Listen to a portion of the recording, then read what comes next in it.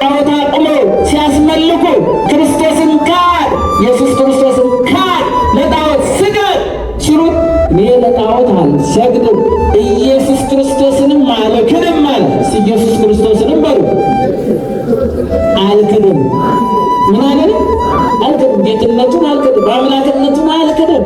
ተአምራት እንዲያደርጉበት፣ ወባታውን እንዲያቀኑበት፣ ሽባውን እንዲተረትሩበት፣ ለምጻሙን እንዲያነጹበት፣ የሞተውን እንዲያስነሱበት ራሱ ባለቤቱ አምላካችን ክርስቶስ ቀደም ሲል ለደቀ መዛሙርቱ ስንቅ መያዝ እንደሌለባቸው፣ በትር መያዝ እንደሌለባቸው፣ ኮረጆ መያዝ እንደሌለባቸው ያሳሰባቸው ስሙን በትር፣ ስሙን ኃይል፣ ስሙን ተአምር ማድረጃ፣ ስሙን ለምጽ ማንጫ፣ ስሙን ጎባጣ ማግኛ፣ ስሙን ሽባው መተተሪያ፣ ስሙን የሞተው ማስነሻ አድርጎ ሰጥቷቸው ነበረ።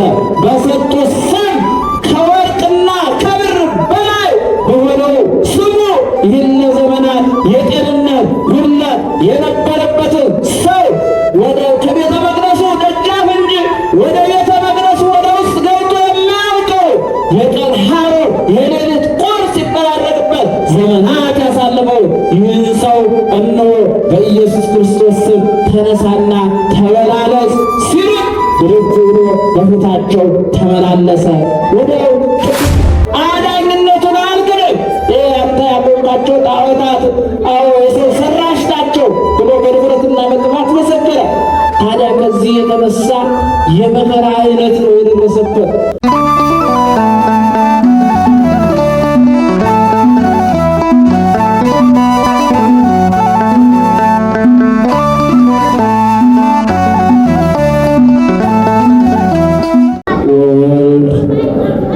ወመንፈስ ቅዱስ አሐዱ አምላክ እዚህ ዕለትና እዚህ ሰዓት በምሕረቱና በቸርነቱ ጠብቆ ያደረሰን ከምንም በላይ በኃጢአት ብንወድቅ በንስሐ የምንነሳበትን ሕያውና ዘላለማዊ የሆነውን ቅዱስ ቃሉን ሊያሰማን ሊመክረንና ሊገስጸን በአባታዊ ፍቅሩ የጠራን ያሰባሰበን አባታችን አምላካችን ልዑል እግዚአብሔር ስሙ ዛሬም ዘወትርም ለዘላለሙ የተመሰገነ ይሁን። ለዘላለሙ የተመሰገነ ይሁን።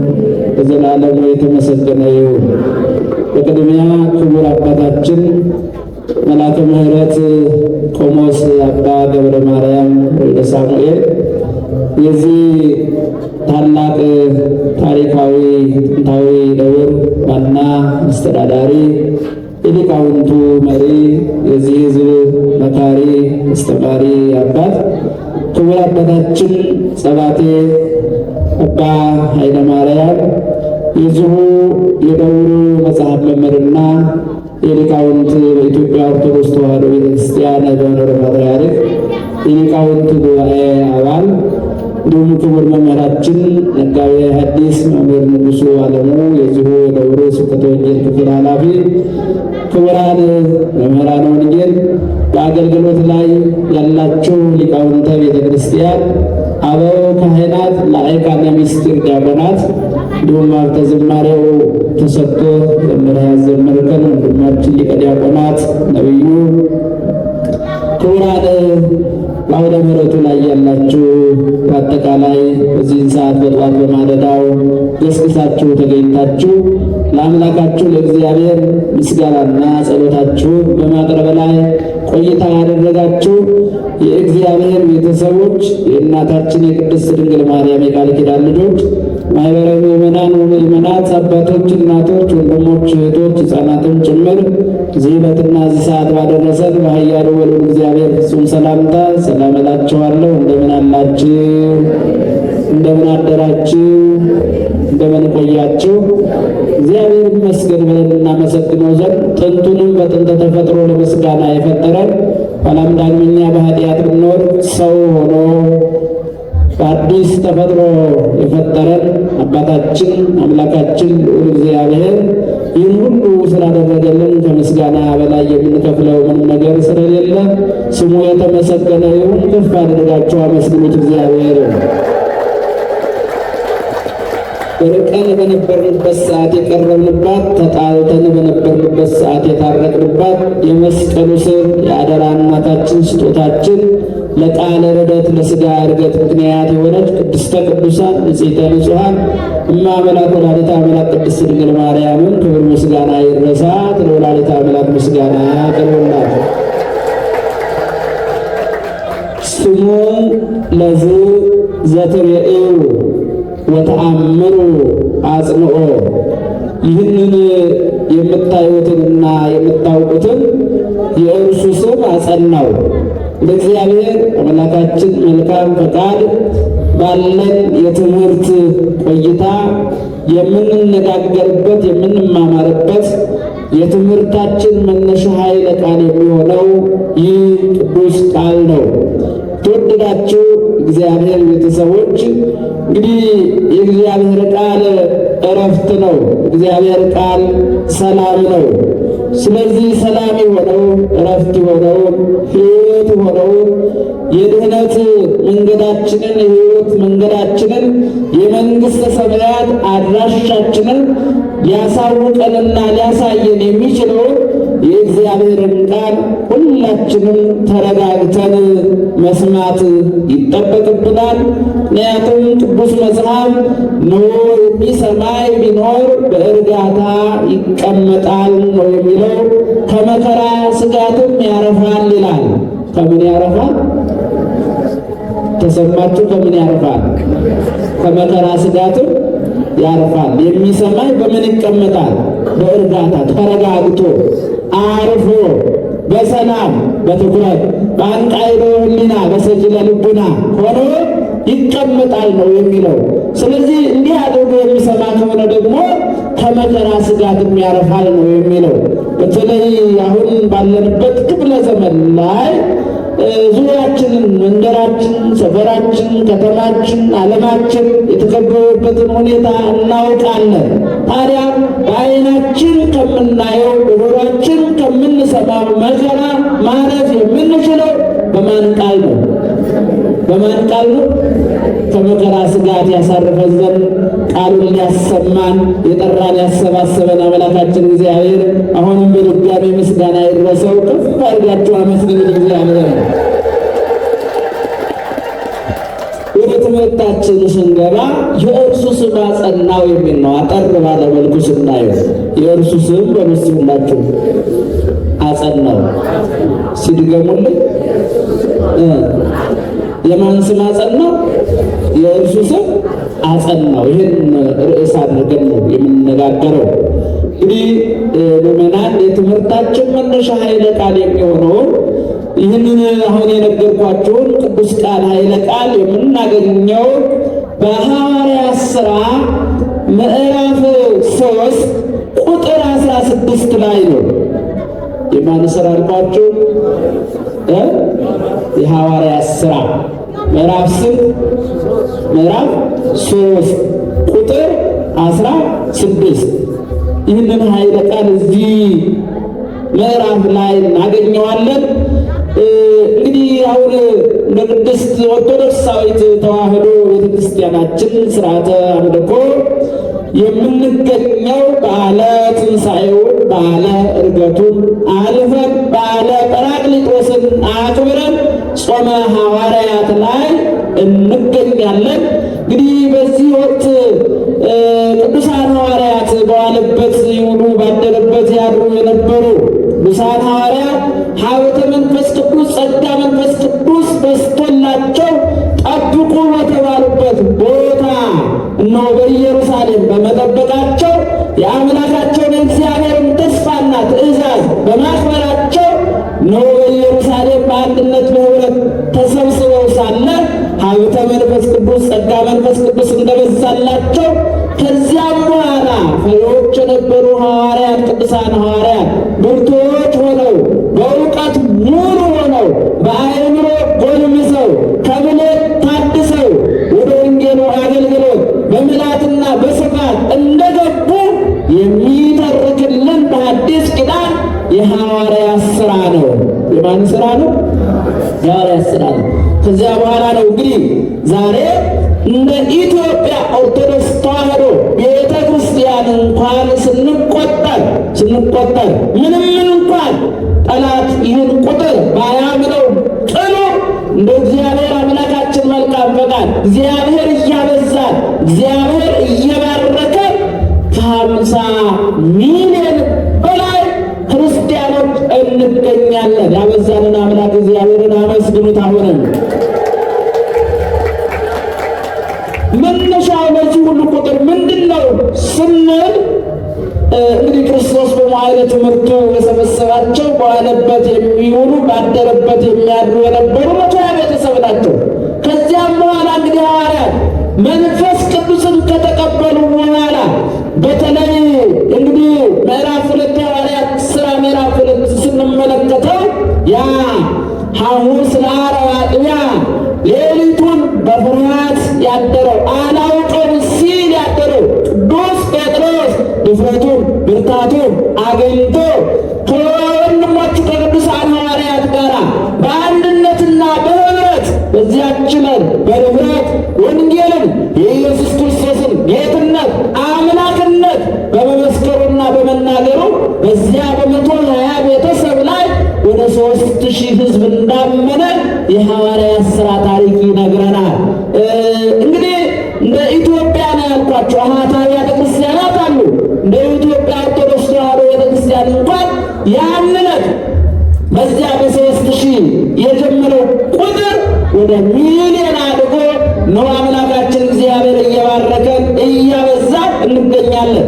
ይሄ ሁሉ ምንድን ነው ስንል ከሀብተ መንፈስ ቅዱስ ከኃይለ መንፈስ ቅዱስ ከጸጋ መንፈስ ቅዱስ የተነሳ በመንፈስ ቅዱስ ባገኙት እውቀት ድፍረት ኃይል የተነሳ የሰጡት አገልግሎት ነው።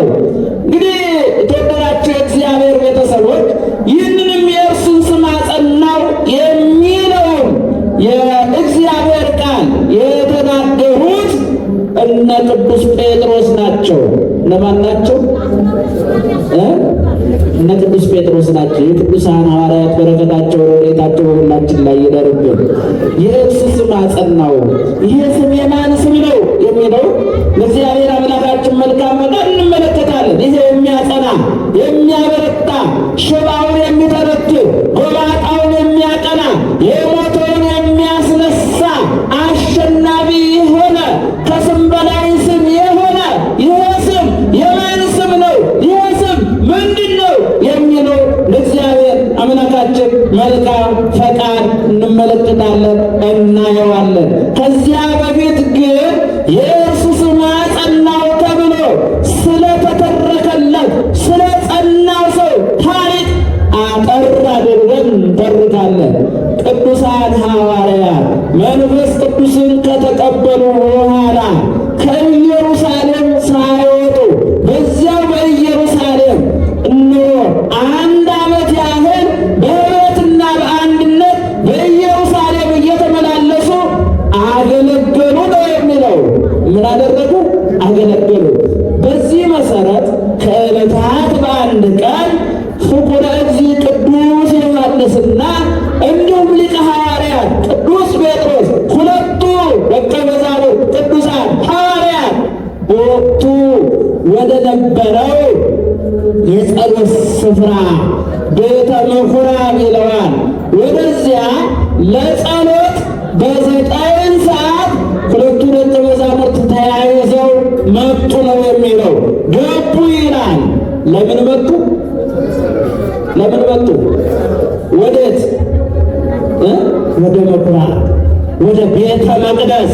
እግዚአብሔር የሰው ልጆችን ጸሎት ወደሚሰማበት፣ የሰዎችን ምስጋና ወደሚቀበልበት፣ ሰዎችም ደግሞ ለአምላካቸው ለእግዚአብሔር ምስጋና ጸሎት ወደሚያቀርቡበት ወደዚያ በወቅቱ ወደ ነበረው የአገልግሎት ስፍራ በብሉይ ኪዳኑ ኦሪቱ ወደሚተረጎምበት፣ ትንቢተ ነቢያት ወደሚተረጎምበት፣ መሥዋዕት ወደሚቀርብበት፣ በአዲስ ኪዳኑ ደግሞ የወንጌል አገልግሎት ወደሚፈጸምበት እነዚህ ሁለት ቅዱሳን ሐዋርያት በ9 ሰዓት ለጸሎት ወጡ ነው የሚለው። የተወደዳችሁ የተወደዳችሁ እግዚአብሔር ቤተሰቦች በትምህርተ ሐዋርያት የጸናችሁ የተገኛችሁ የተመሰረታችሁ የአባቶቻችሁን የቅዱሳን ሐዋርያት ትምህርት ሕይወት ሥራና ገንዘብ አደረጋችሁ በየጊዜውና በየሰዓቱ ለጸሎት ለምስጋና በሐዲስ ኪዳን ወደምትገኘው በደመ ክርስቶስ ወደ ታነጸችው ክርስቶስ መሠረቷ ክርስቶስ ጉልላቷ ወደ ሆነችው ቅድስት ቤተ ክርስቲያን እግሮቻችሁን ለጸሎት የምታቀኑ የተወደዳችሁ እግዚአብሔር ቤተሰቦች ክርስቲያኖች ለጸሎት ወደ ቤተ ክርስቲያን ማቅናት በቤተ ክርስቲያን መገኘት መጽሐፍ ቅዱሳዊ ትምህርት ነው። የተወደዳችሁ ክርስቲያኖች አንድ ጊዜ ሰዎች እርግጥ ነው በቤት ጸሎት ማቅረብ በግል ጸሎት ማቅረብ ተገቢ ነው፣ ይገባል። በቤተ መቅደሱ ግን በቤተ ክርስቲያኑ ግን ተገኝቶ ጸሎት አለማቅረብ ስንፍና ነው፣ አለማወቅ ነው። ምንም ችግር የለም። ቤቴ ሆኜ ብጸልይ ይሰማኛል፣ ያዳምጠኛል ብለው እነሆ ወደ ቤተ ክርስቲያን መምጣት ወደ አምልኮት ስፍራ በአምልኮት ስፍራ መገኘትን በየመንደሩ በየሰፈሩ የሚቃወሙ የሚያሰልፉ ብዙ እንቅፋቶች አሉ። እነዚህን እንቅፋቶች አልፈን በጠዋት በማለዳው የጸሎት ስፍራ፣ የምስጋና ስፍራ፣ የማህሌት ስፍራ ካህናቱ ወደሚጸልዩበት ከሌሊቱ ተነስተው እነሆ ማህሌቱን ወደሚቆሙበት ሰዓታቱን ወደሚቆሙበት ዝማሬውን ወደሚያቀርቡበት ወደዚህ ስፍራ ላይ እግሮቻችንን ያቀናልን እግዚአብሔር አምላካችን ምስጋና ይድረሰው፣ ምስጋና ይገባዋል። የአባቶቻችን የሐዋርያት አስተምህሮ ነው። ከሐዋርያት እናገኛለን።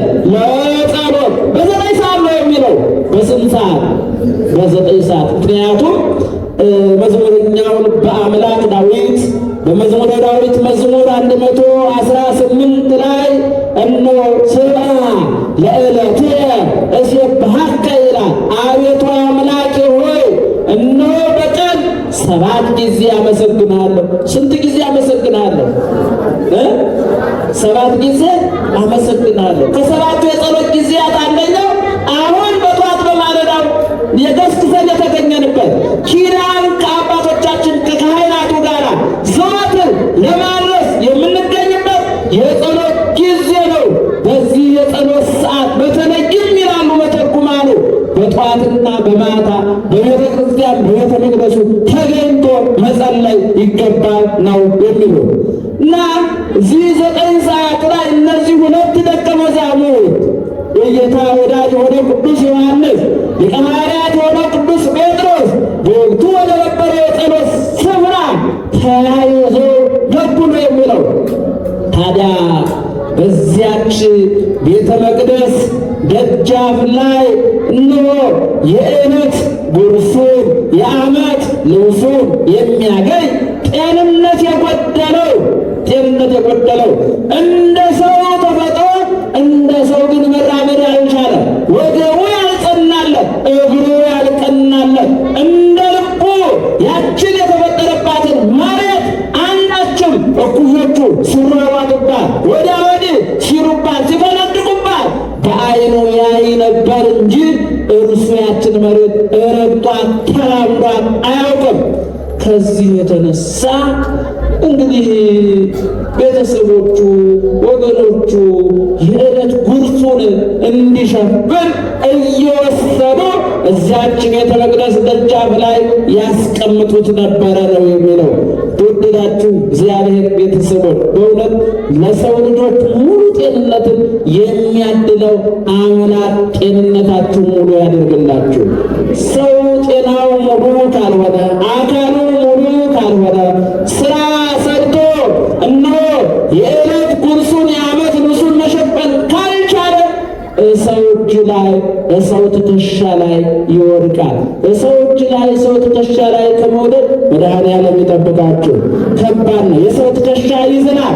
የማይዝነው እግዚአብሔር ትከሻ ነው። ክንደ ብርቱ እግዚአብሔር ነው። የተወደዳችሁ እግዚአብሔር ቤተሰቦች ለዚህ ነው ዳዊት አንድ ወቅት ላይ በደለ ኃጢአት ሰራ፣ እግዚአብሔርን አሳዘነ፣ እግዚአብሔርን ጠየቀው። ሶስት ነገሮች ምርጫ ሰጠ። በዚህ በመጽሐፈ ሳሙኤል ካለ ምዕራፍ 24 ላይ ታሪኩን ታገኙታላችሁ። ሁለቱ ነገሮች፣ ሁለቱ ቅጣቶች ሰው እጅ ላይ የሚጥሉ ነበሩ። ሰው እጅ ላይ የሚጥሉ ነበሩ። አንደኛው ግን በቀጥታ ከእግዚአብሔር የሚቀበለው ቅጣት ነበረና ምን ተባለ? ይህ ይሰልይ እደቅ ውስተ እደ እግዚአብሔር አለ። እደቅ ውስተ እደ ሰብ፣ በሰው እጅ ከምወድቅ ይልቅ በእግዚአብሔር እጅ ብወድቅ ይሻለኛል። በሰው እጅ ከምወድቅ ይልቅ በሉ እስቲ አላችሁላችሁ። በማነት በሰው እጅ ከምወድቅ ይልቅ በእግዚአብሔር እጅ ብወድቅ፣ በእግዚአብሔር እጅ ብንወድቅ እግዚአብሔር ምን ይለናል? ያነሳናል። ያነሳናል በሉ እንጂ ሁላችሁ ምን ይለናል? አስቸጋሪ። በሰው እጅ የወደቀ ነገር ከባድ ነው። በሰው እጅ የገባ ነገር ከባድ ነው። እንደምታዩት እችን እንኳን እንደው መሬቷን ኑሩባት አስተዳድሯት ብሎን እንኳን እግዚአብሔር በውሃ ላይ ባጸናለን እችን ምድር መምራትና ማስተዳደር በፍቅርና በሰላም በአንድነት መኖር አቅቶት እንዴት እየተተራመስን እንዳለን ታውቁታላችሁ። ሰው እጅ ላይ የገባ ነገር በጣም አስቸጋሪ ነገር ነው። ስለዚህ ከጤንነት ጉድለት የተነሳ ሰው እጅ ላይ መውደቅ ከባድ ነው።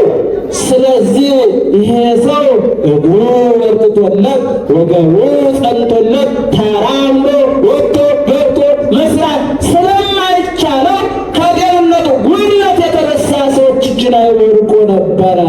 ስለዚህ ወስደው እዚያች ቤተ ምኩራቧ እዚያች ቤተ መቅደሷ ደጃፍ ላይ ወስደው ያስቀምጡታል እና የቀን ሐሩር የሌሊት ቁር እየተፈራረቀበት በልመና ይተዳደር ነበር። የሰዎች እያየ ይኖር ነበር። የሳንቲም ድቃቄ የጨርቅ ላቄ እየለቀመ ለዘመናት በዚያ ቤተ ምኩራብ በዚያ ቤተ መቅደስ ደጃፍ ላይ ይኖር ነበር ነው የሚለው። ስለዚህ እነዚህ ሁለቱ ቅዱሳን ሐዋርያት ሲገቡ እነሆ እነሱ ለጸሎት ስለነበረ ወደዛ ወደ ቤተ መቅደሱ ወደ ውስጥ ሲገቡ እርሱ ድምፁን ከፍ አድርጎ ምጽዋት ለመነ ነው የሚለው። ምን ለመነ? ምጽዋት ለመነ። በእውነት ነዳያን ጠግበው በልተው ጠጥተው ልብሳቸውን አግኝተው የሚኖሩባት ያችን ቅዱሳን ሐዋርያት እነ ጴጥሮስ እነ ቅዱስ ዮሐንስ በወቅቱ ለጸሎት የገቡባትና ይገቡባት የነበረችውም ቤተ መቅደስ የምትመስል ይቺ የቀናች ቅድስት ኦርቶዶክሳዊ ተዋሕዶ ቤተ ክርስቲያን ናት። እዚያ ብትሄዱ ነዳያን አይገኙም። የሚመጸውትም የለም፣ የሚያበላም የለም፣ የሚያጠጣም የለም። በባለቤቱ ስም በኢየሱስ ክርስቶስ ስም በቅዱሳኑ ስም በነቢያቱ ስም በሐዋርያቱ ስም በእናቱ በቅድስት ድንግል ማርያም ስም በመላእክቱ ስም ነዳያን ሩባን ጠግበው የሚኖርባት እቺ ቤተ ክርስቲያን ናት። የዚህ ቤተ ክርስቲያን ልጆች ያደረገን አምላካችን እግዚአብሔር ምስጋና ይገባዋል። በእውነት ምእመናን ቸርነት ማብላት ማጠጣት፣ ምክንያቱም ማብላት ራስን መስጠት እስከ መቆጠር ነው እንግዲህ የሚታዘዘውና ራስን አሳልፎ እስከ መስጠት ድረስ። ምክንያቱም ባለቤቱ ራስን አሳልፎ የሰጠባት የሰጠላት ቤተ ክርስቲያን እቺ ቤተ ክርስቲያን ናት። ስለዚህ እነሆ እነሱ በጸሎት አልፈው ሄዱ። እርሱ ድምፁን ከፍ አደረገና መስዋዕት መለመን ጀመረ። በዚህን ሰዓት እነሆ ዘወር አሉና ሲመለከቱት ሲሰሙት ያው መንቀሳቀስ የማይቻለው ነውና ድምፁን ከፍ አድርጎ ከእነሱ የሚፈልገውን እንግዲህ ይድናለሁ ብሎ አስቦ አያውቅም። ተነስቼ እሄዳለሁ ብሎ አስቦ አያውቅም። ከጤንነቱ ጉድለት የተነሳ ያው የዕለት ቁርሱን ለመሸፈን የጠየቃቸው ሳንቲም ነው፣ ምጽዋት ነው እንዲመጸውቱ። ወደ ዘወር አሉና አዩት። እርሱም አልፈው የሄዱት መስሎ ዞር ብሎ ስለነበረ ተመየጥ መንገዴን አሉት። አንተ ወደ እኛ ተመለስ አሉት።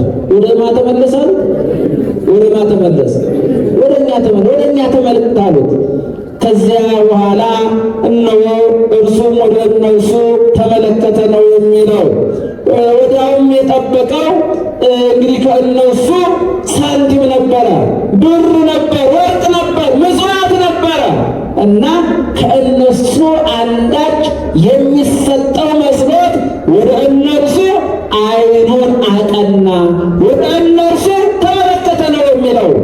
ወዲያው ቅዱስ ጴጥሮስ እንዲህ አለው፣ ድምፁን ከፍ አደረገና ወርቅሰ ወብሩር አለበ፣ አንተ የጠየቀኝ አንተ የለመንከኝ ወርቅ ብር የለኝም አለው። ምን የለኝም አለ? ሰውዬው የፈለገው ምንድን ነው? ብር ነው የፈለገው፣ ምጽዋት ነው የፈለገው፣ ገንዘብ ነው የፈለገው። ጴጥሮስ ደግሞ ዘወራሉና ምን የለኝ? ወርቅ ብር የለኝም። ምን የለኝም?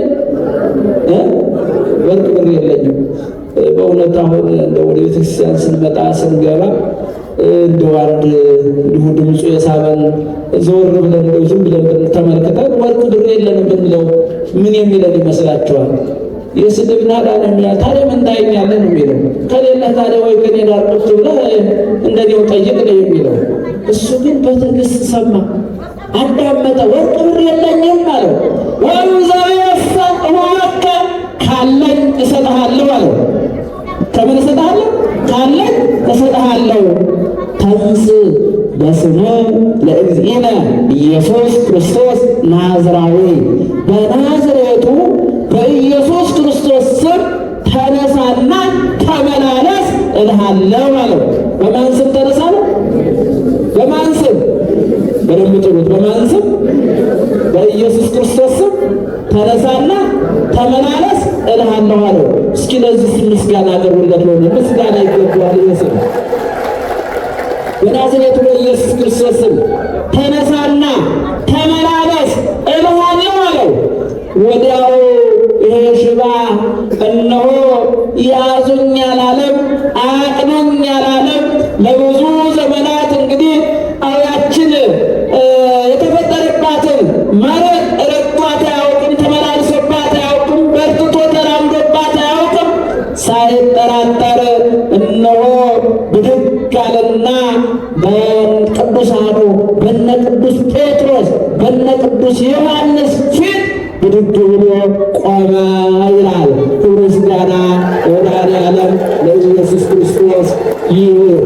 ምክንያቱም የተወደዳችሁ የእግዚአብሔር ቤተሰቦች ለቅዱሳኑ ሐዋርያት እነሆ ባለበት ለሚውሉት ባደረበት ለሚያድሩት ለቅዱሳኑ የሰጣቸው ስንቅ አድርጎ የሰጣቸው ኃይል አድርጎ የሰጣቸው ብርታት አድርጎ የሰጣቸው ይህን ስም ነው። በዚህ ስም አማካኝነት ጎባጣውን እንዲያቀኑ፣ ለምጻሙን እንዲያነጹ፣ የሞተውን እንዲያስነሱ ተሰጥቷቸዋል። እንዲህ ብሏቸዋል በቅዱስ ወንጌሉ ላይ በቅዱስ ማርቆስ ወንጌል ምዕራፍ 16 ቁጥር 19 ላይ ዛቲ ተአምር ትተልወሙ ለእለ አምኑ በስሜ ያመኑትን ይህች ተአምራት ማድረግ ትከተላቸዋል። በስሜ አጋንንትን ያወጣሉ። በስሜ ምን ያወጣሉ? ተናገሩ። ምንን ያወጣሉ? አጋንንትን ያወጣሉ። ለምጻሙን ያነጻሉ። ጎባጣውን ያቀናሉ። የሞተውን ያስነሳሉ። ይህ ስም እንግዲህ ብርታት እንዲሆናቸው፣ ተአምራት እንዲያደርጉበት፣ ጎባጣውን እንዲያቀኑበት፣ ሽባውን እንዲተረትሩበት፣ ለምጻሙን እንዲያነጹበት፣ የሞተውን እንዲያስነሱበት እራሱ ባለቤቱ አምላካችን ክርስቶስ ቀደም ሲል ለደቀ መዛሙርቱ ስንቅ መያዝ እንደሌለባቸው፣ በትር መያዝ እንደሌለባቸው፣ ኮረዶ መያዝ እንደሌለባቸው ያሳስባቸው። ስሙን በትር፣ ስሙን ኃይል፣ ስሙን ተአምር ማድረጃ፣ ስሙን ለምጽ ማንጫ፣ ስሙን ጎባጣ ማግኛ፣ ስሙን ሽባውን መተተሪያ፣ ስሙን የሞተው ማስነሻ አድርጎ ሰጥቷቸው ነበረ።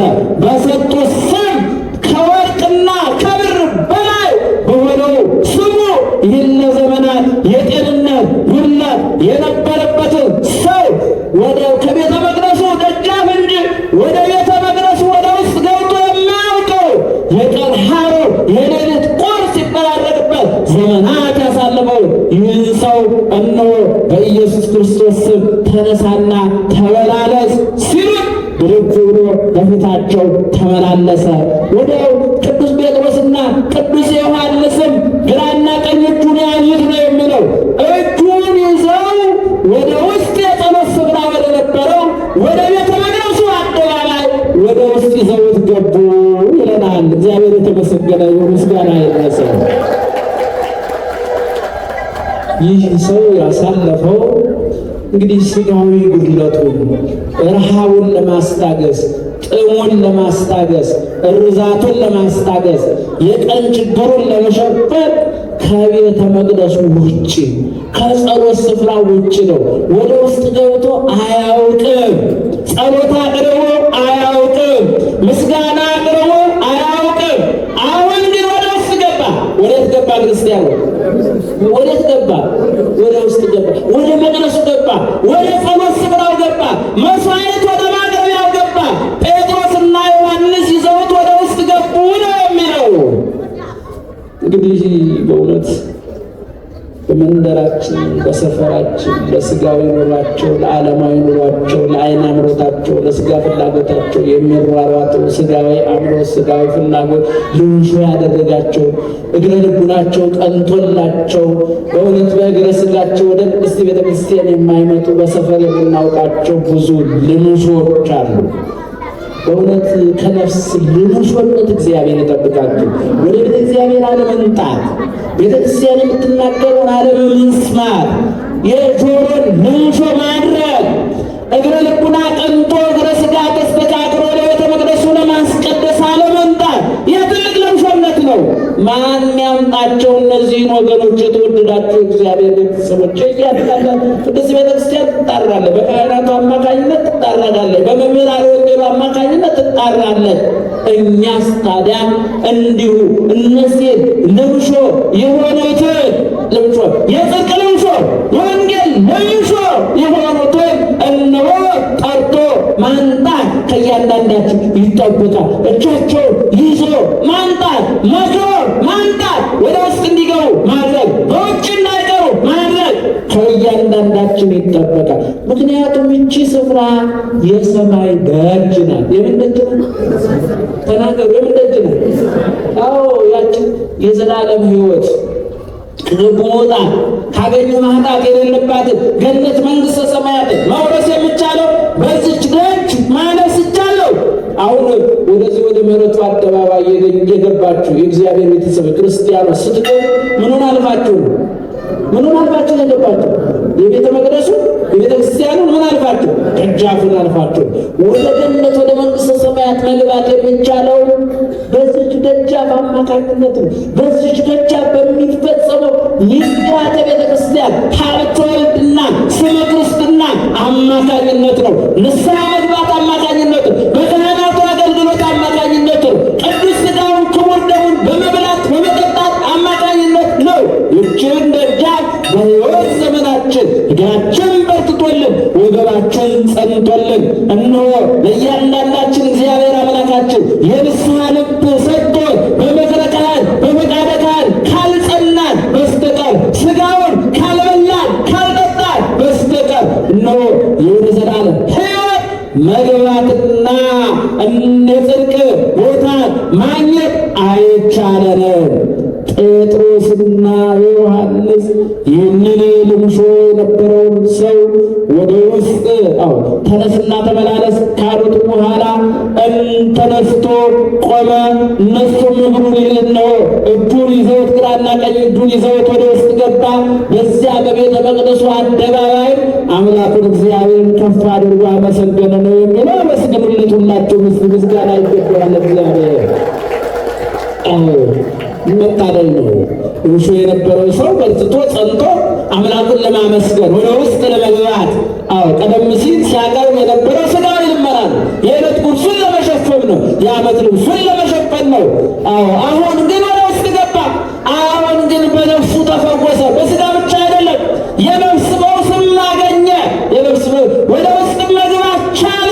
ተወደዳቸው እግዚአብሔር ቤተሰቦች። ከዚያ በኋላ ለጸሎት ሲወጡ ሲገቡ ብዙም ትኩረት ሰጥተው የማያውቁት ሰዎች ብድግ ብሎ ቆሞ ሲመላለስ ከጴጥሮስና ከዮሐንስ ጋር ሲያዩት ደነቃቸው፣ ገረማቸው፣ ከበቡት ነው የሚለው። አያችሁ፣ እግዚአብሔር ሲያነሳችሁ፣ እግዚአብሔር ሲመለከታችሁ ሰው ያያችኋል፣ ይመለከታችኋል። በቅድሚያ እግዚአብሔር ምሕረቱ ያያችሁ ክርስቲያኖች፣ እግዚአብሔር በዓይነ ምሕረቱ ይመለከታችሁ። እግዚአብሔር በዓይነ ምሕረቱ በእግዚአብሔር ዓይን ሙሉ ከሆናችሁ ከዚያ በኋላ ያላያችሁ ያያችኋል። ትኩረት ያልሰጣችሁ ትኩረት ይሰጣችኋል። ያላከበራችሁ ያከብራችኋል። ማን ያክብረን? ማን ያክብረን? ማን ይሄን? እግዚአብሔር ይሄን። አመስግኑት እግዚአብሔር ይሄን። እውነት ተነሳ። በሐዋርያቱ ትምህርት በኢየሱስ ክርስቶስ ስም ተነሳ። ስለዚህ መቆም ቻለ፣ መራመድ ቻለ፣ መንቀሳቀስ ቻለ፣ ወደ ውስጥ መግባት ቻለ፣ እግዚአብሔርን ማመስገን ቻለ። ከዚያ በኋላ በሰው ዓይን ሙሉ ሆነ። ሰዎች አዩት፣ ተመለከቱ፣ ሐዋርያትን አዩ፣ ማድረግ ጀመሩ፣ ከበቧቸው ነው የሚለው። ጴጥሮስ ከዚያ በኋላ እንዲህ አለ፣ እንዴ እናንተ የእስራኤል ሰዎች ሆይ ምን ማለታችሁ ነው? ለመሆኑ አሁን ይህንን የምታውቁትን ሰው እኛ ያስነሳነው ይመስላችኋል? እኛ እንዲቆም ያደረግነው በእኛ ኃይል፣ በእኛ ብርታት፣ አዎ በእኛ ብርታት ያስነሳነው ይመስላል? ከመዘብ ኃይል ነገበርናሁ ነው የሚለው። በእኛ ኃይል ያደረግነው ይመስላችኋልን? አይደለም። የምታውቁት የአብርሃም አምላክ አለ። የአብርሃም አምላክ በሉላችሁ፣ የይስሐቅ አምላክ፣ የያዕቆብ አምላክ፣ የአባቶቻችን አምላክ ውረድ ተወለድ ሙት ተሰቀል ብሎ ለድኅነተ ዓለም የላከውን አንድያ ልጁን ተቀዳሚ ተከታይ የሌለው ልጁ እሱን ኢየሱስ ክርስቶስን አከበረው አለ። ምን አደረገው አለ? አከበረው አለ። እናንተ እነሆ ይህንን ኢየሱስ ክርስቶስ የአብርሃም አምላክ፣ የይስሐቅ አምላክ፣ የያዕቆብ አምላክ እሱ ሁለት ተወለድ ሙት ተሰቀል ብሎ ለድኅነተ ዓለም የላከውን አንድያ ልጁን ጲላጦስ ሊፈታው ወዶ ሳለ እናንተ ግን እንዲፈታላችሁ የጠየቃችሁት ንጹሑን ሳይሆን ቅዱሱን ሳይሆን ሐሰተኛውን ወንበዴው እንዲፈታ መረጣችሁ። እርሱን ሕይወት ራስ የሆነውን ክርስቶስን ግን እርሱ እናንተ ብትገሉትም ሦስት ሌሊት በከርሰ መቃብር ካደረ በኋላ እንዲነሳ አደረገው ይላል። አብ አንሶ ወልድ አንሶ መንፈስ ቅዱስ አንሶ አብ አነሳው።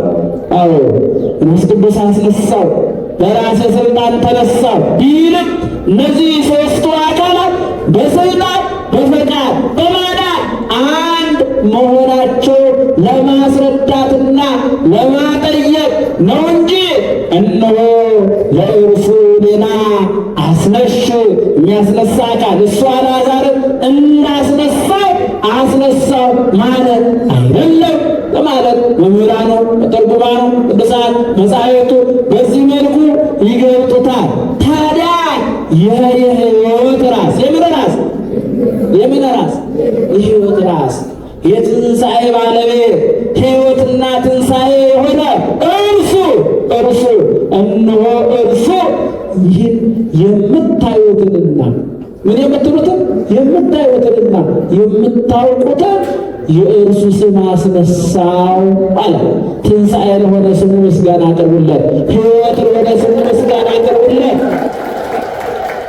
መድኃኒት ለሆነ ስሙ በደንብ አድርጋችሁ ምስጋና አቅርቡለት። ክርስቲያኖች ሕይወት የሆነ መድኃኒት የሆነ ትንሣኤ የሆነ ስም ማን ነው ስንል ኢየሱስ የሚለው ስም ነው። ኢየሱስ በሉላችሁ።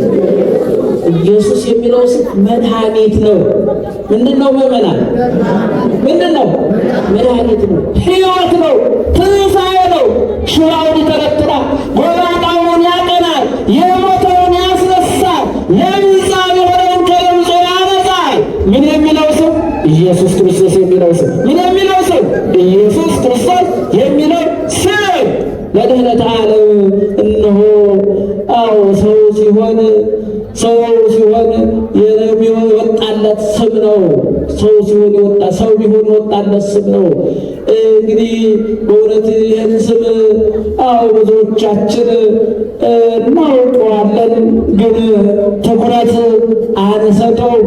ይህን ስም ሰዎች ከእኛ በደንብ በላይ ከምንበላው፣ ከምንጠጣው፣ ከምንለብሰው ሕይወታችን እንደሆነ ከምንገነዘበው ሰዎች ወስደው እንደ ራሳቸው አድርገው እንደ ግል ስጦታቸው እንደ ግል ሀብታቸው አድርገው ሲጠቀሙበት፣ እኛ ግን የጸናች የቀናች የቅድስት ኦርቶዶክሳዊ ተዋሕዶ ቤተክርስቲያን ልጆች ክርስቲያን የተሰኘንበትን ክርስቲያን የተሰኘነው በክርስቶስ ነው። ክርስቲያን የተሰኘነው በማን ነው? በማን ነው? በክርስቶስ ምን ተሰኘ? ክርስቲያን ተሰኘ። ስለዚህ ኢየሱስ የሚለው ስም ስመ ሥጋዌ ይሉታል ሊቃውንተ ቤተክርስቲያን። ሰው የመሆኑ ስም ነው ይላሉ። ምን የመሆኑ ስም ነው? ሰው የመሆኑ ስም ነው። ይህን ስም በእውነት ድኅነተ ዓለም ሲደርስ ነቢያት የተናገሩ ትንቢት የቆጠሩ ሱባኤ ሲደርስ ከእግዚአብሔር ዘንድ የተላከው ብስራታዊ መልአክ ቅዱስ ገብርኤል ከእግዚአብሔር ዘንድ ተልኮ የመጣው ቅዱስ ገብርኤል ይዞት የመጣው ስም ነው። ምን ያለው ስም ነው? ይዞት የመጣው ስም ነው። ለመጀመሪያ ጊዜ የሰማችውና ያዳመጠችው ደግሞ ክብር ምስጋና ይድረሳትና ወላዲተ አምላክ ቅድስት ድንግል ማርያም ናት። እስኪ ለድንግል ማርያም ምስጋና አቅርቡላት። የቅዱስ ሉቃስ ወንጌል ምዕራፍ 1 ቁጥር 31 ላይ ከቁጥር 26 ነው የሚጀምረው።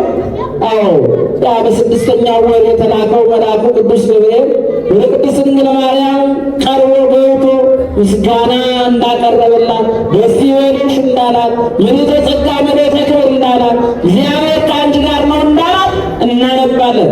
እዚያ በኋላ ምንድን ነው ያለው? ትወልጃለሽ ነው ያላት። ትጸንሻለሽ፣ ትወልጃለሽ ነው ያላት። ትጸንሲ፣ ትጸንሻለሽ፣ ትወልጃለሽ፣ ስሙን ማን ትይዋለሽ አለ። እስኪ በደንብ ጥሩት። ስሙን ማን ትይዋለሽ አለ? ኢየሱስ ትይዋለሽ አለ። በእውነት ኢየሱስ ለእኛ የሚያስደነግጥ መሆን የለበትም። እንደ አጋንንት ግጥ ነው። መፍራት፣ የፍቅር ፍርሃት፣ የፍቅር አትፍዳጎሮት እንደው ዝም ብሎ በየሜዳው እንደሚጠሩት አይደለም። በየሜዳው እንደው ዝም ብሎ 10 ጊዜ እንደሚያነሱት አይደለም። የተወደዳቸው ግን በፍቅር መጥራት፣ በአክብሮት መጥራት፣ በምስጋና መጥራት ይሄ ተገቢ ነው። ግን ስም ሲጠራ እንደ አጋንንት እንደሚደነግጡበት መደንገጥ የለብንም። ማወቅ አለብን።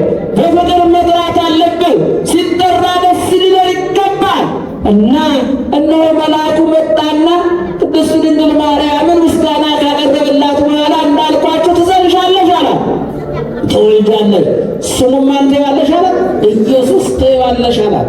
እንግዲህ ይህንን ስም እንዳልኳችሁ ከእግዚአብሔር ዘንድ የተላከ ቅዱስ ገብርኤል ይዞት የመጣ እንደገናም ደግሞ እነሆ በቤተ መቅደሱ 12 ዓመት የኖረች የመላእክትን ድምፅ እየሰማች የቆየች ትንቢተ ነቢያትን ስትመለከት የቆየች እነሆ እሱን እንደምትጸንስና እንደምትወልድ ትንቢት የተነገረላት ወላዲተ አምላክ ቅድስት ድንግል ማርያም እሱን ከመውለዷ የተነሳ ወላዲተ አምላክ የተባለችና የተሰኘች ሰማች፣ አዳመጠች፣ ተቀበለች። እንደ ቃል ይሁንልኝ አለች። እንደምን ይሁንልኝ አለች? እስኪ እንደ ቃል ይሁንልኝ በሉ። እንደምን ይሁንልኝ አለች? እንደ ቃል ይሁንልኝ አለች። ከሦስቱ አካላት አንዱ አካላዊ ቃል ከሥጋዋ ሥጋ ከነፍሷ ነፍስ ነስቶ በፍጹም ተዋሕዶ ተጸነሰ። ከተጸነሰ በኋላ ይጠብቃት ዘንድ የነበረ ዮሴፍ ደግሞ ደነገጠ፣ ፈራ፣ ተረበሸ። በዚህ ሰዓት ይኸው መልአክ መጣና እንዲህ አለው፣ አረጋጋው። ዮሴፍ ሆይ አትፍራ አለው። ምን አትበላል? እግዚአብሔር መልአክ የልባችንን ፍርሃት፣ የልባችንን ስጋት፣ የልባችንን መታወክ እሱ ያርቅልን። የቅዱሳን መላእክት ስራቸው ይሄ ነው። የልብን ፍርሃት ማራቅ፣ የፈራውን ማበርታት፣ ማጽናት፣ ማጠንከር፣ በእምነቱ እንዲጠነክር ማድረግ ነው የቅዱሳን መላእክት ስራ። አትፍራ አለው። ከእሷ የሚወለደው በግብረ መንፈስ ቅዱስ ነው። ከእሷ የሚወለደው በምንድን ነው አለ? በግብረ መንፈስ ቅዱስ ትጸንሳለህ፣ ትወልዳለህ፣ ስሙን ኢየሱስ ትለዋለህ አለ። ስሙን ማን ትለዋለህ? ኢየሱስ ትለዋለህ። ስሙን ኢየሱስ ትለዋለህ ካለ በኋላ ስሙን ከነትርጓሜው ነገረው ነው የሚለው። ምክንያቱም ሕዝቡን ከኃጢአታቸው ያድናቸዋልና። ሕዝቡን ከምናቸው ያድናቸዋል? ከኃጢአታቸው ያድናቸዋልና ስሙን ማን ትለዋለህ አለ? ኢየሱስ ትለዋለህ አለው ነው የሚለው። ስለዚህ የተወደዳችሁ የእግዚአብሔር ቤተሰቦች እንግዲህ ስም በእግዚአብሔር ፊት የሚቆመው ስርዓታዊ መልአክ ቅዱስ ገብርኤል ይዞት የመጣ ቅድስት ድንግል ማርያም ደግሞ እንደ ቃል ይሁንልኝ ይደረግልኝ ብላ የተቀበለችው እንደገናም ደግሞ ቅድስት ድንግል ማርያምን ይጠብቃት ለነበረው ለዮሴፍ የተነገረ ስም ነው። ስለዚህ ይህን ስም ማንም አይደለም ቀድማ የሰማችው ድንግል ማርያም ናት። የተቀበለችው ድንግል ማርያም ናት። የሰማችው ድንግል ማርያም ናት። ያወጣችለት መልአኩ እንደተናገረው ነው የሚለው። እንግዲህ ሉቃስ ወንጌላዊው በምዕራፍ 2 እርሱ ነው 8 ቀን በሞላው ጊዜ ወጡ ወደ ቤተ ክህነት በገባበት ሰዓት አስቀድሞ በመልአኩ እንደተነገረ ስሙ ኢየሱስ ተባለ ይላል። ስሙ ማን ተባለ ይላል? ኢየሱስ ተባለ።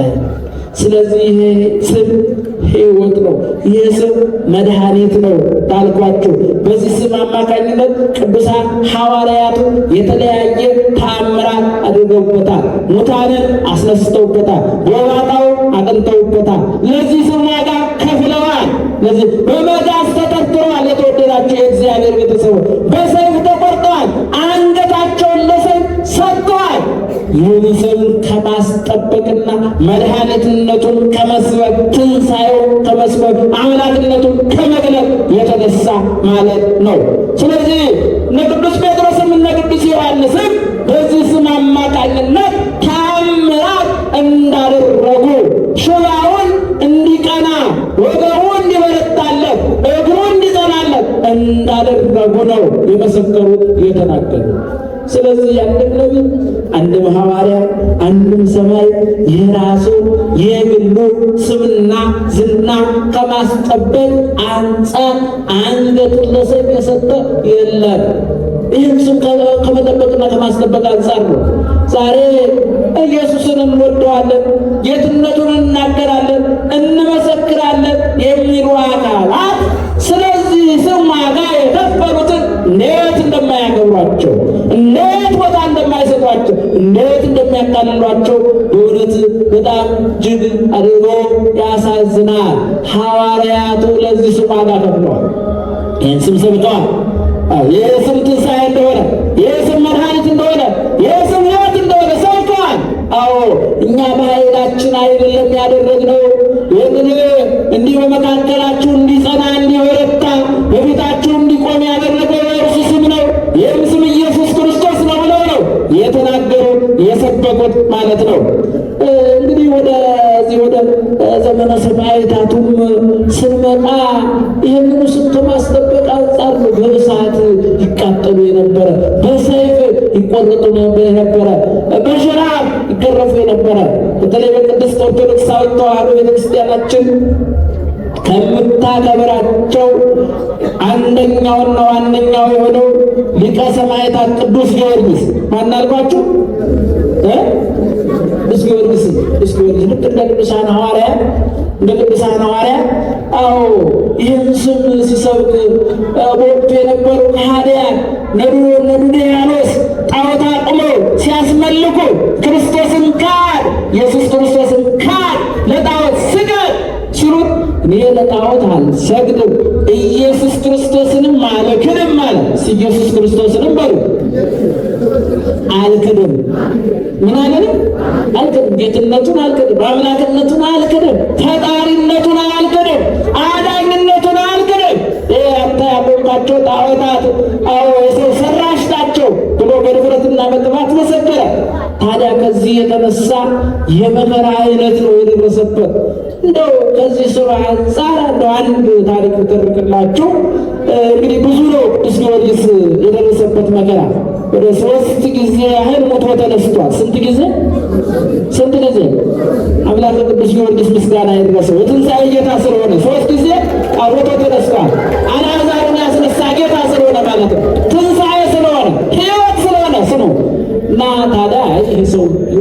ይነሳል፣ ቢሞት ይነሳል።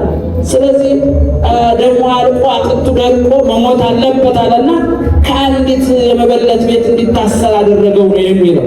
ከአንዲት በረሃብ እንዲሞት ማለት ነው። ደግሞ አልቆ ምክንያቱም ነፍስ በደም ታርላለች የሚል አለና ደግሞ አልቆ አጥንቱ ደርቆ እንዲሞት አንዲት መበለት ቤት እንዲታሰር አደረገው ነው የሚለው። አምላከ ቅዱስ ጊዮርጊስን አውጥቶ ያንን የታሰረበትን ምሰሶ አለመለመው ይላል። አምላከ ቅዱስ ጊዮርጊስ ምስጋና ይድረሰው። አለመለመ ነው የሚለው። አምላከ ቅዱስ ጊዮርጊስ ሕይወታችንን ያለመልመልን፣ በኃጢአት የደረቀውን ሰውነታችንን እሱ ያለመልመልን። ከዚያ በኋላ የለም ይህማ የቤት ምሰሶ ያለመለመ አምላክ ቢሆን ነው ፈጣሪ ቢሆን ነው አለችና ሴትዮዋ ልክ አሁን እዚህ በሐዋርያት ሥራ ላይ እንደተመዘገበው አሁን እንደተረኩላችሁ ልጅ እንደው በጓዳዋ ደብቃ የምታኖረው ልጅ ነበረን የሚል በጓዳችሁ ደብቃችሁ የምታኖሩትን ችግር አምላከ ቅዱስ ጊዮርጊስ ይመልከትላችሁ። ሰው ቢያይ ማሳጣት ነው ስራው። ሰው ቢያይ ቁስል ነው፣ ይገርማቸዋል። መድኃኒት አይሆንም፣ መፍትሄ አይሆንም። ስለዚህ በዚህ አማካኝነት ይሄ ልጇ አይነ ስውር ነበር የሚለው አይሰማም ነበር ይላል። እንደገና ደግሞ በርትቶ ተራምዶ አይንቀሳቀስም፣ አይሄድም፣ አይራመድም ነበረ። ከዚህ የተነሳ ጓዳ ውስጥ ነበር የምታኖረው። ይህማ መልአክ ነው ቤት የገባው አለችና ቶሎ አለችና መጣችና ቅዱስ ጊዮርጊስ ፊት አቀረበችው ነው የሚለው። ልክ እነ ጴጥሮስ እነ ዮሐንስ በኢየሱስ ክርስቶስ ስም ሽባው እንደተረተሩ እሱም በኢየሱስ ክርስቶስ ስም አለና እፍ አለበት ነው የሚለው። ደንቆሮ የነበረው ሰማ፣ አይነ ስውር የነበረው አየ፣ ሽባ የነበረው ብድግ ብሎ በእናቱ ፊት ተመላለሰ ነው የሚለው። ምስጋና ይድረሰው። ከዚያ በኋላ ምን አለች? የክርስቲያኖች አምላክ ጊዮርጊስ ወይ ቤት የገባ የክርስቲያኖች አምላክ አለች። የማን አምላክ አለች? የክርስቲያኖች አምላክ ጊዮርጊስ ወይ ሰላም ላንተ ይሁን አለች። አባባሏ ትክክል ነው። ጊዮርጊስ የክርስቲያኖች አምላክ ነው። ተናገሩ እንጂ ነው አይደለም። ብዙዎች ባለማወቅ ይተቹናል። ብዙ አማልክት እንዳለን ይናገራሉ።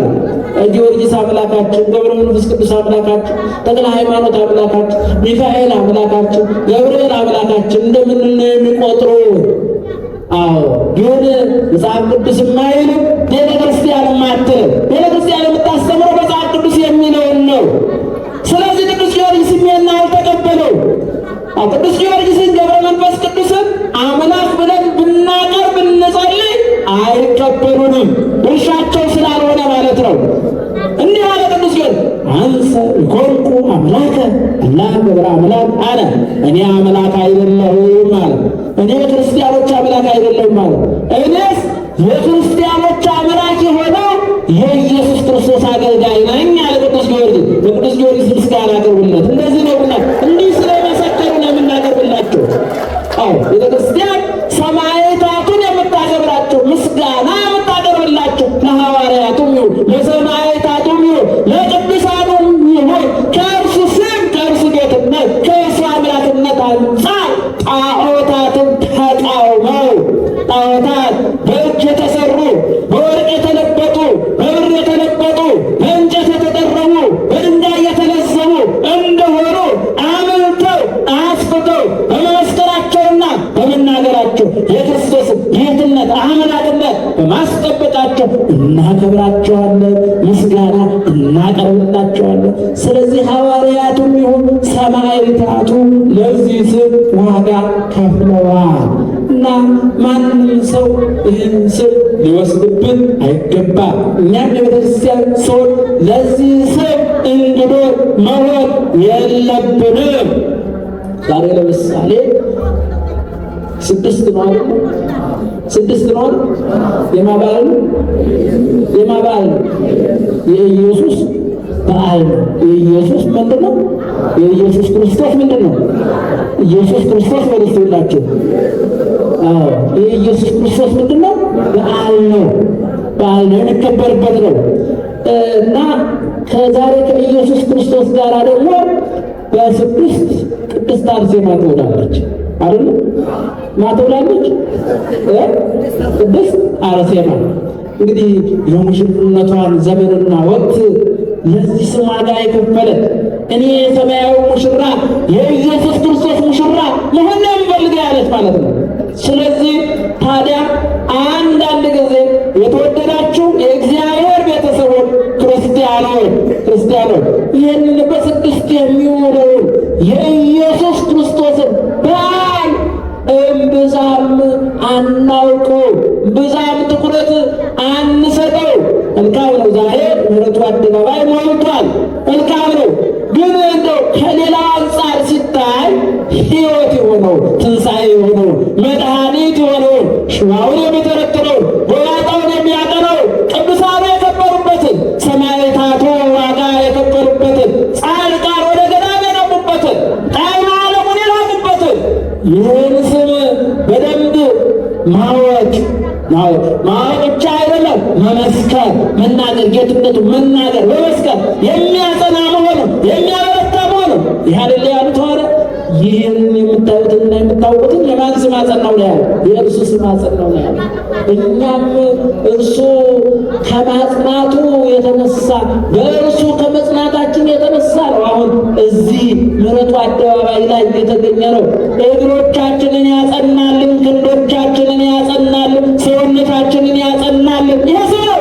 ይህ ስም ለ5500 ዘመናት ኃጢአት ልምሾ ያደረገው የሰው ልጅ ወደ ቀደመ ቦታው፣ ወደ ቀደመ ክብሩ፣ ወደ ቀደመ ልጅነቱ እንዲመለስ ያደረገ ስም ነው።